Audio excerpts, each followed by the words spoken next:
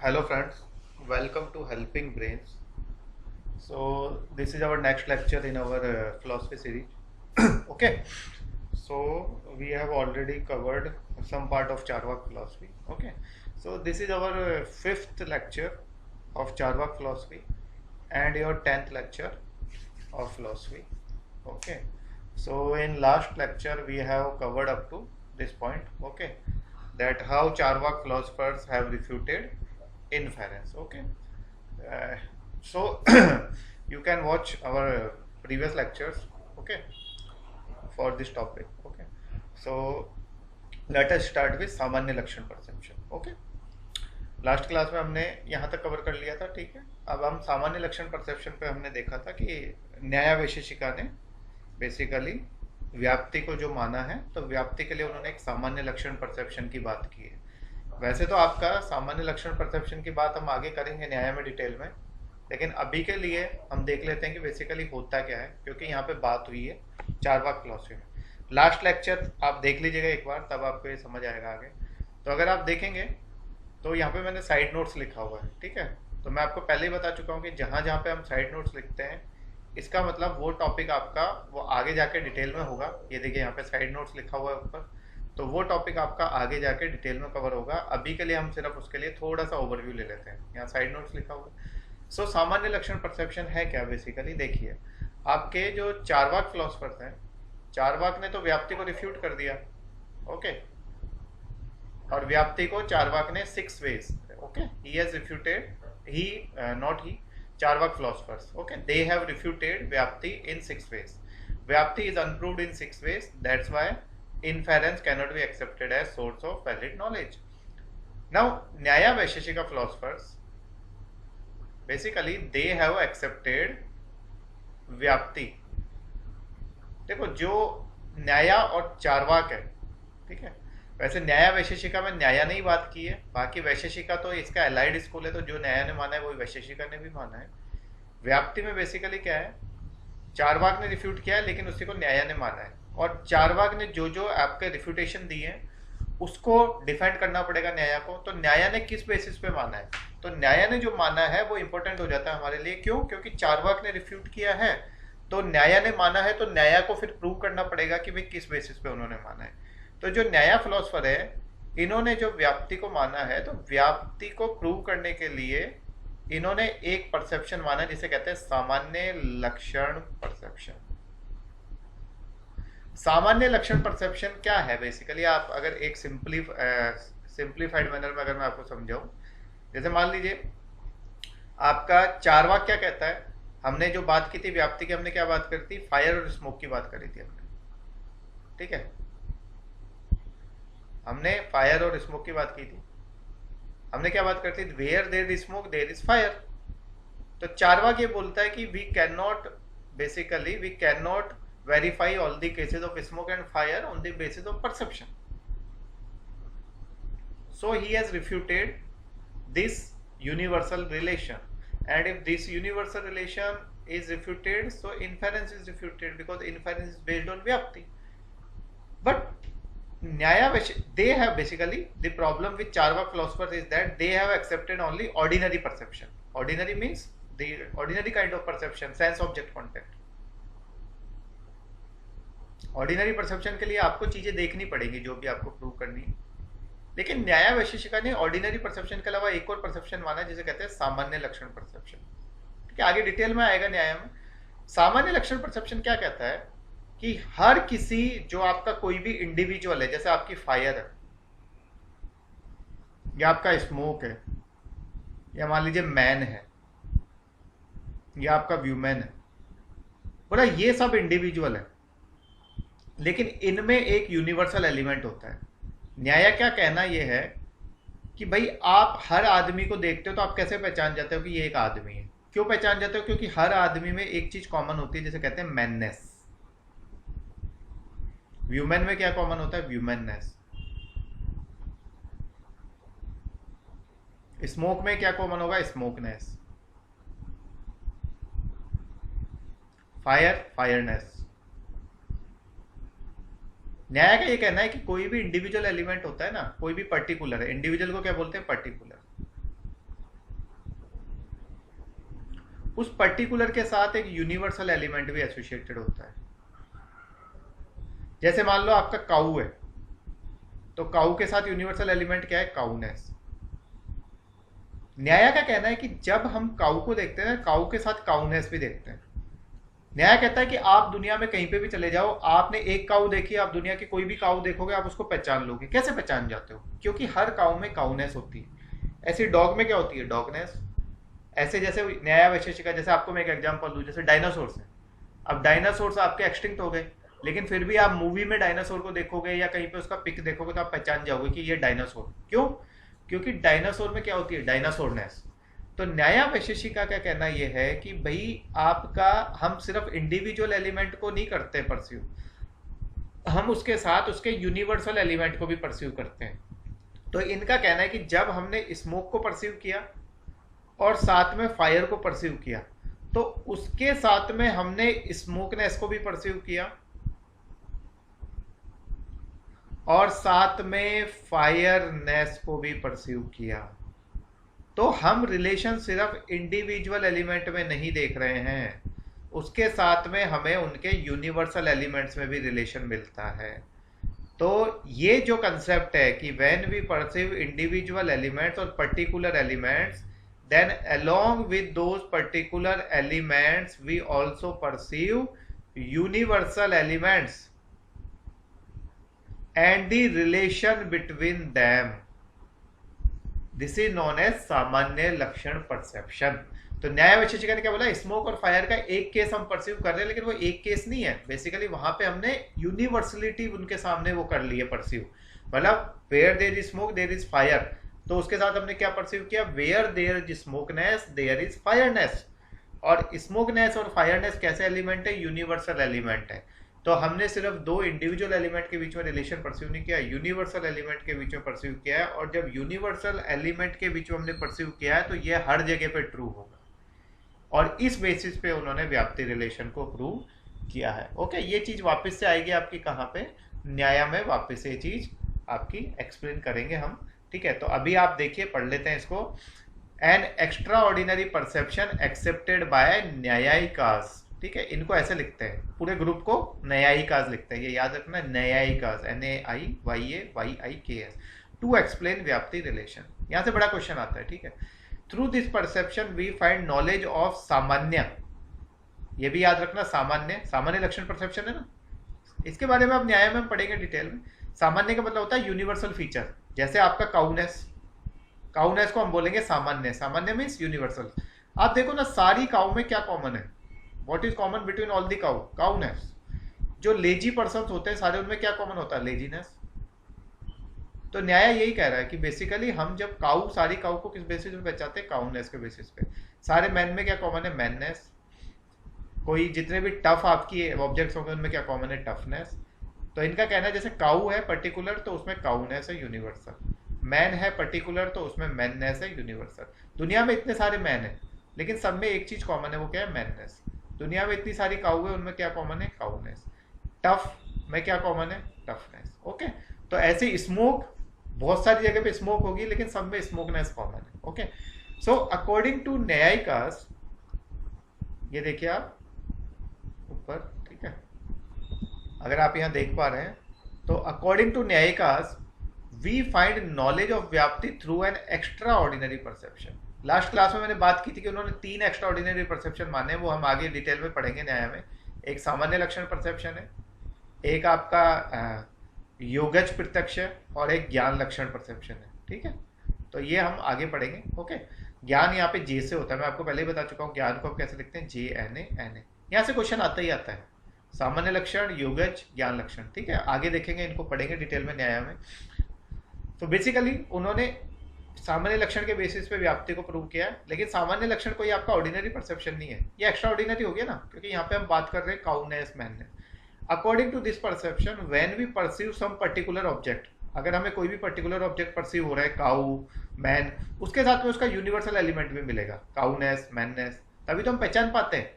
एक काऊ में और एक मैन में कैसे डिफरेंशिएट करते हैं, आप सोचो। न्याय का कहना है इसी बेसिस पे करते हैं, सारी काऊ में काउनेस है और सारे मैन में मैननेस, दैट्स इट। ओके तो इनका कहना है कि बेसिकली हम डिफरेंशिएट इस बेसिस पे करते हैं. Okay when we perceive a particular object such as cow then we also perceive its universal element that is cowness through samanya lakshana perception. Is it clear? So Naiyayikas further says that, अगर आप यहाँ देख रहे हैं, Naiyayikas further says that when we perceive particular relation between smoke and fire. देखो चारवाक सिर्फ यहीं तक लिमिटेड था वो, क्योंकि उसने सामान्य लक्षण नहीं माना था, वो सिर्फ यहीं तक था कि वो पर्टिकुलर रिलेशन हर जगह वेरीफाई करने जाएगा. लेकिन न्याय ने बोला जब हम पर्टिकुलर रिलेशन देखते हैं साथ में हम उनमें यूनिवर्सल एलिमेंट्स का भी रिलेशन देखते हैं. कौन सा? जैसे स्मोकनेस हो गया, फायरनेस हो गया, और इन दोनों के बीच में universal relation where there is smoke there is fire, ये हमें मिलता है थ्रू सामान्य लक्षण परसेप्शन. इसका मतलब ये एक रिलेशन जो है ये पर्टिकुलर रिलेशन नहीं है, ये एक तरह का यूनिवर्सल रिलेशन है. And on this basis Nyaya philosophers have proved vyakti relation. Okay is it clear?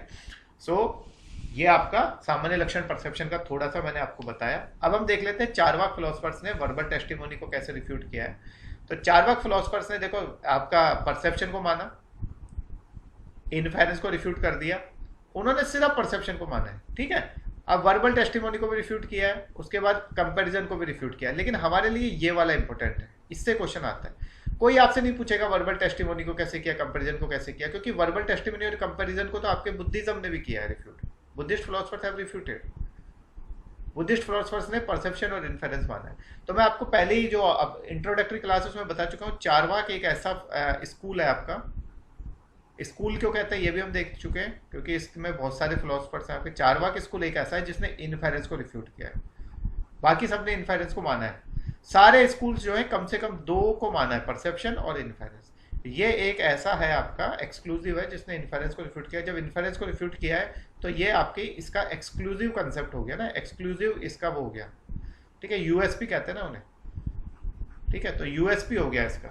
Okay तो बेसिकली इसमें खास बात यह है कि इन्होंने इन्फेरेंस को रिफ्यूट किया, इसलिए यहाँ से क्वेश्चन आता है. ठीक है, तो इन्होंने वर्बल टेस्टिमोनी को कैसे रिफ्यूट किया है. ठीक है, यहाँ से क्वेश्चन ज़्यादा नहीं पूछा जाता, लेकिन फिर भी आपको पता होना चाहिए. ठीक है, वर्बल टेस्टिमोनी को किस किसने नहीं माना? चारवाक ने नहीं माना है, बुद्धिज्म ने नहीं माना है, और वैशेषिका ने नहीं माना है. वैशेषिका ने भी दो ही माने, आपका परसेप्शन और इन्फेरेंस. चारवाक ने सिर्फ परसेप्शन को माना है, बुद्धिज्म ने परसेप्शन और इन्फेरेंस को माना है सिर्फ. यानी इनफेरेंस को भी माना है इन लोगों ने सबने, लेकिन चारवाक एक ऐसा नवाब है जिसने ना तो आपके इनफेरेंस को माना है ना वर्बल टेस्टिमोनी, सिर्फ परसेप्शन को माना है. उनका कहना है कि जो चीज़ मैं देख सकता हूँ, सुन सकता हूँ, यानी सेंस ऑब्जेक्ट कॉन्टेक्ट, वही चीज़ सही है, नहीं तो सब चीज़ें आपकी मिथ्या है. ओके सो इनके हिसाब से बेसिकली वर्बल टेस्टिमोनी होता क्या है. देखो बेसिकली चारवाक का कहने का मतलब ये था कि जैसे वर्बल टेस्टिमोनी है आपका, वर्बल टेस्टिमोनी का मतलब क्या होता है बेसिकली, वर्बल और टेस्टिमोनी. इसका मतलब किसी के बोले हुए वर्ड्स, जैसे अभी मैं बोल रहा हूं, मैं कुछ बोल रहा हूं ना, अभी मैं आपको फिलॉसफी पढ़ा रहा हूं, तो आप, मैं जो फिलॉसफी पढ़ा रहा हूं उस पर आप विश्वास क्यों कर रहे हो? इसलिए कर रहे हो क्योंकि आपको लगता है कि I am a reliable person.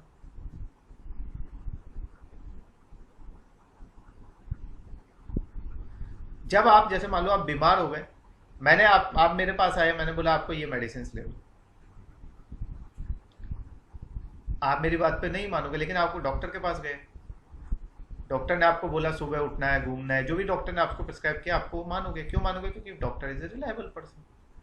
यानी वर्बल टेस्टिमोनी का मतलब होता है कि किसी के भी कहे हुए वर्ड्स, अब उसमें एक तो रिलायबल पर्सन हो सकता है और एक आपका ऑर्डिनरी पर्सन हो सकता है.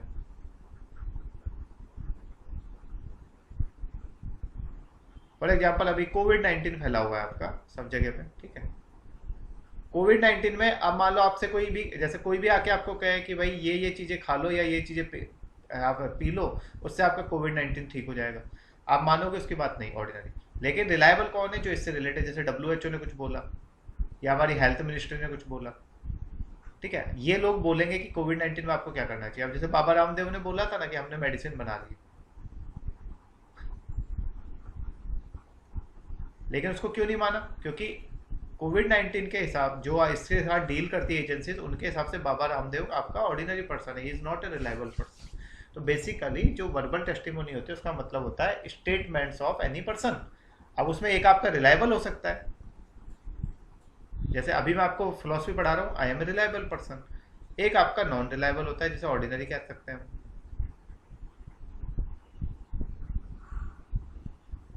ठीक है, अब इसके अलावा ये तो आपकी हो गई इस वर्ल्ड से रिलेटेड, इस वर्ल्ड में। एक आपकी उस वर्ल्ड से रिलेटेड भी होती है। ठीक है, ये तो दिस वर्ल्डली हो गई। एक होती है दैट वर्ल्डली। दैट वर्ल्डली मतलब एक्स्ट्रा, जो आपकी, ये तो आपकी ऑर्डिनरी हो गई। दैट वर्ल्डली मतलब जो कहते हैं कि भगवान के जो वर्ड्स होते हैं, तो वो भगवान के वर्ड्स किसको माना जाता है? वेदास को। तो चारवाक फिलोसफर के हिसाब से आपकी वर्बल टेस्टिमोनी एक तो ऑर्डिनरी होती है, एक तो इस वर्ड से रिलेटेड होती है जिसमें आपकी रिलायबल हो सकती है, और एक ऑर्डिनरी हो सकते हैं। दूसरा आपका होता है उस वर्ड से रिलेटेड, यानी वर्ड्स ऑफ गॉड और स्टेटमेंट ऑफ गॉड, जिनको हम बोलते हैं वेदास। ठीक है, वेदास हम यही बोलते हैं ना, they are statement of God. Charvaka philosopher अब क्या बोलता है? देखो, आपको रिलायबल पर्सन का पता कैसे चलता है?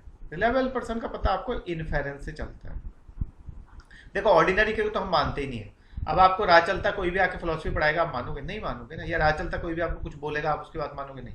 आपके पेरेंट्स आपको कुछ बोलते हैं, आप उनकी बात मानते हो, बिकॉज दे आर रिलायबल, वो आपका हमेशा अच्छा चाहते हैं। लेकिन राह चलता कोई आपको कोई एडवाइस देगा, आप मानोगे उसकी? नहीं, क्योंकि वो ऑर्डिनरी है। तो पहली बात तो रिलायबल पर्सन का क्या पता कैसे चलता है? इनफेरेंस से पता चलता है। आप इन्फर ही तो करते हो। रिलायबल पर्सन का पता हमेशा इन्फेरेंस से चलेगा। आप इन्फर ही करोगे, ठीक है, किसी और की बातों से सुन के या फिर उनके एक्शन से। तो चारवाक ने पहले ही इसको रिफ्यूट कर दिया।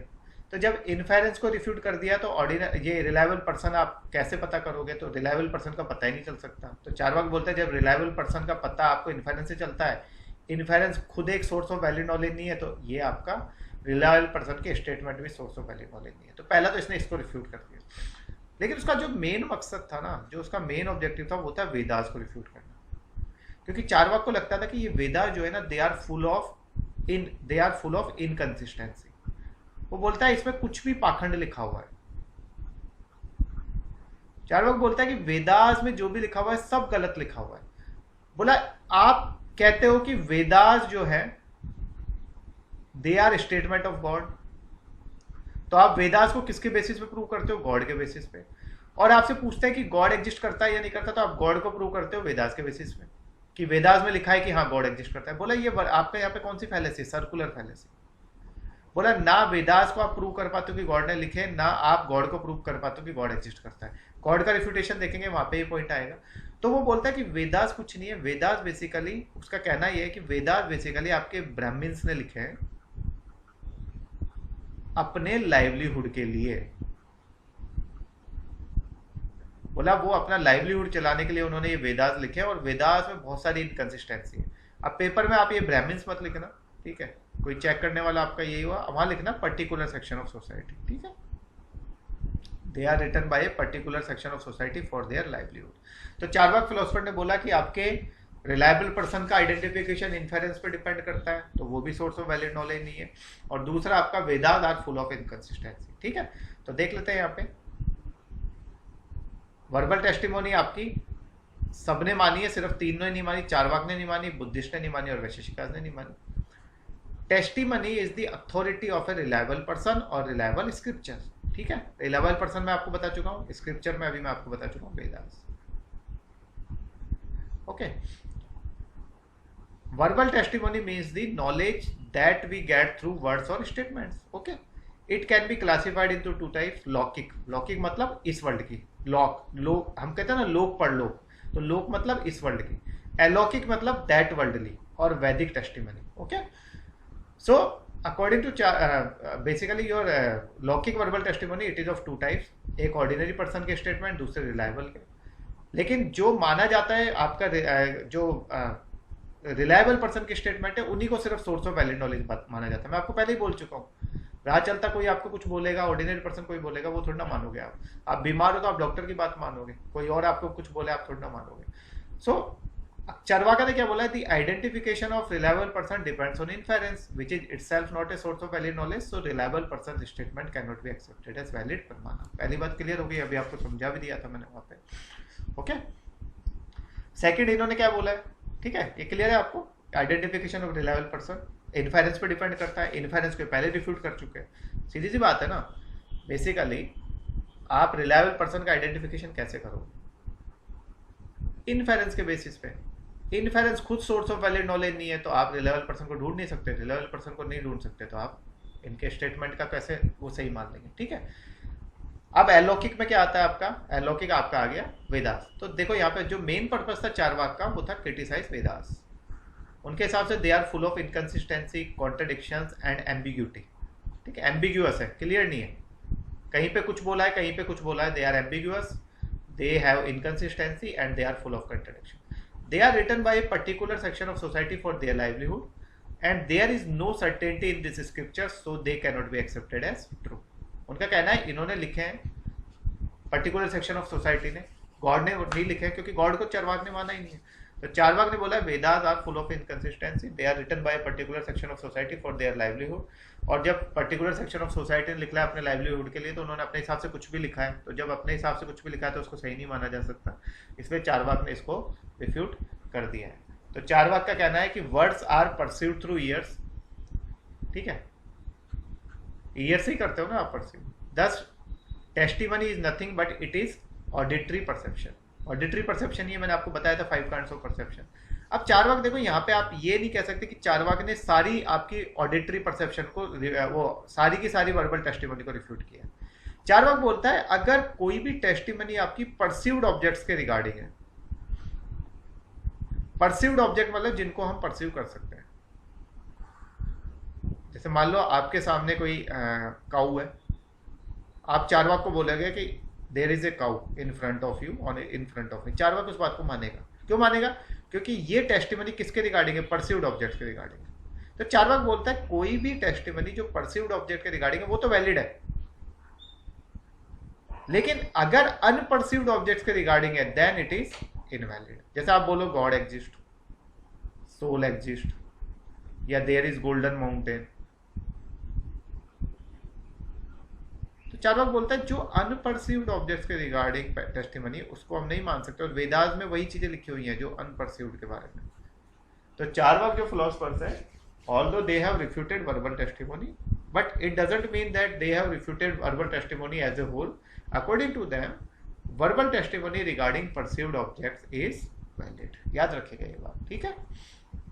लास्ट देख लेते हैं रिफ्यूटेशन ऑफ कंपैरिजन। तो चारवाक फिलोसफर्स बोलते हैं कि कंपैरिजन बेसिकली आपको क्या देता है। चारवाक फिलोसफर बोलते हैं दो चीजों को आपको कंपेयर करना है, मान लो कंपैरिजन है। अब चारवाक ने तो परसेप्शन को ही सोर्स ऑफ वैलिड नॉलेज माना है, तो चारवाक बोलता है अगर दो चीजों को कंपेयर करना है, मान लो मेरे को यहाँ पे एक काऊ है मेरे सामने और एक मेरे सामने बफेलो है,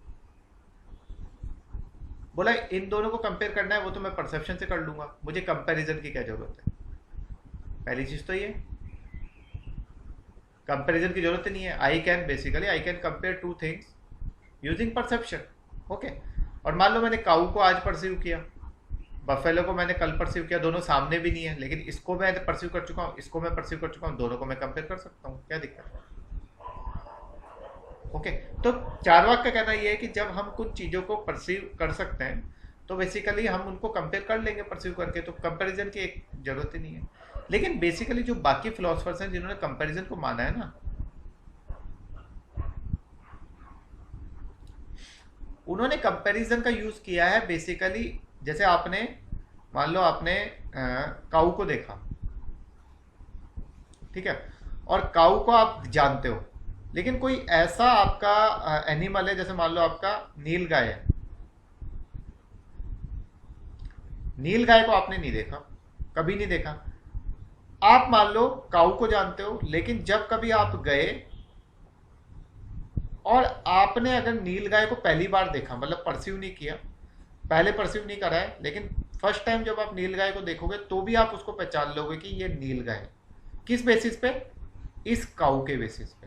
तो बेसिकली जो बाकी फिलोसफर्स हैं उन्होंने कंपैरिजन को इस तरीके से यूज किया है कि आप एक ऑब्जेक्ट जो परसीव्ड है पहले से जानते हो, उसके बेसिस पे किसी अनपरसीव्ड ऑब्जेक्ट की आपको नॉलेज मिलती है।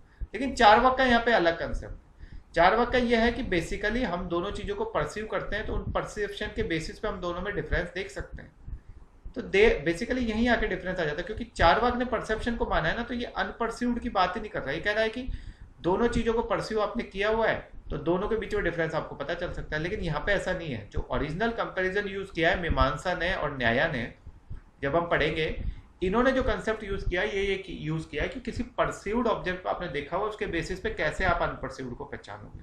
तो कंपैरिजन वही हुआ ना, बेसिकली आपने एक परसीव्ड को देखा है, उस परसीव्ड के फीचर्स के बेसिस, जैसे मैं बोलूँ आपको नील गाय जो होती है वो काऊ की तरह होती है, तो आप गए कहीं पे जू में, आपने नील गाय को देखा, आपने काऊ को याद किया कि हाँ इसके काऊ के जैसे फीचर्स लग रहे हैं, तो आप बोलोगे हाँ ये नील गाय हो सकती है। That is comparison according to Mimamsa and Nyaya. लेकिन चारवाक का क्या कहना है, मैंने काऊ को देखा, मैंने बफेलो को देखा, दोनों को मैं कंपेयर कर लूंगा, ये काऊ है ये बफेलो। तो बोल चारवाक बेसिकली ये बोलता है कि फिर आपके कंपैरिजन को मानने की जरूरत ही नहीं है, क्योंकि हम सब चीजों को किसके बेसिस पे देख सकते हैं, परसेप्शन के बेसिस पे। So through comparison we find knowledge of similarity between two objects. It is possible through perception itself, so no need to accept comparison as a separate pramana. Is it clear? ये आपको किसने बोला है, चारवाक ने। In one sense, comparison is a form of inference. ठीक है, चारवाक ने क्या बोला है? In one sense, comparison is a form of inference, and inference is itself not a source of valid knowledge, so it is not a valid pramana. कैसे? यही तो बात है ना, जैसे आपने काऊ को देखा और काऊ के बेसिस पे आपने यहाँ नील गाय को, आप जू में गए आपको नील गाय दिखी, तो काऊ के फीचर्स के बेसिस पे आपने क्या इन्फर किया कि ये नील गाय है। यहाँ पे आप इन्फेरेंस कर रहे हो ना, कंपैरिजन जो आप कर रहे हो वहां पे आप इन्फेरेंस की हेल्प ले रहे हो अकॉर्डिंग टू चारवाक। तो चारवाक ने बोला कि कंपैरिजन के लिए भी आपको इन्फेरेंस की जरूरत है, और इन्फेरेंस खुद सोर्स ऑफ वैलिड नॉलेज नहीं है, तो आप कंपैरिजन को सोर्स ऑफ वैलिड नॉलेज नहीं मान सकते हो। तो इस तरीके से इन्होंने आपका ये जो फाइनल कंक्लूजन है वो ये है। इन दिस वे, यहाँ से क्वेश्चन आता है, इन दिस वे, ये जो मैंने अभी पढ़ा है इससे क्वेश्चंस आते हैं बहुत सारे। In this way Charvaka have refuted validity of inference को रिफ्यूट कर दिया, वर्बल टेस्टिमोनी को रिफ्यूट कर दिया, कंपैरिजन को रिफ्यूट कर दिया। ओके, तीनों को रिफ्यूट कर दिया। जब तीनों को रिफ्यूट कर दिया तो क्या एस्टेब्लिश हुआ फाइनली कि perception is the only valid source of knowledge. Perception ही तो रह गया ना फिर, अगर आपने सबको रिफ्यूट कर दिया जो थे तीन, बाकी दो की इन्होंने बात नहीं की है, ये यहीं तक गए, बाकी दो की हम आगे करेंगे। 6 प्रमाण है ना, according to them only perception provide us reliable, authentic and non-erroneous knowledge. Such qualities are not present in other pramanas, so they cannot be accepted as valid source of knowledge. Is it clear? ये question आता है, why perception is the only valid source of knowledge according to Charvaka. तो उसमें आपको यही चीजें लिखनी है जो अभी तक मैंने आपको पढ़ाया। तो in this way they have refuted basically inference, comparison, inference, verbal testimony and comparison, and when they have refuted all these pramanas, so finally it is established that perception is the only valid source of knowledge. Why perception is the only valid source of knowledge? Because it provides us reliable, authentic and non-erroneous knowledge. याद रखिएगा ये तीनों word, reliable, authentic and non-erroneous knowledge. Okay, तो आज के लिए इतना ही।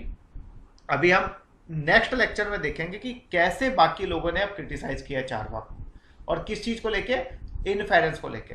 तो नेक्स्ट लेक्चर में हम ये देखेंगे और साथ में क्वेश्चंस देखेंगे जो आपके आए हुए हैं। तो आज के लिए इतना ही, thank you very much. Okay, like, share and subscribe.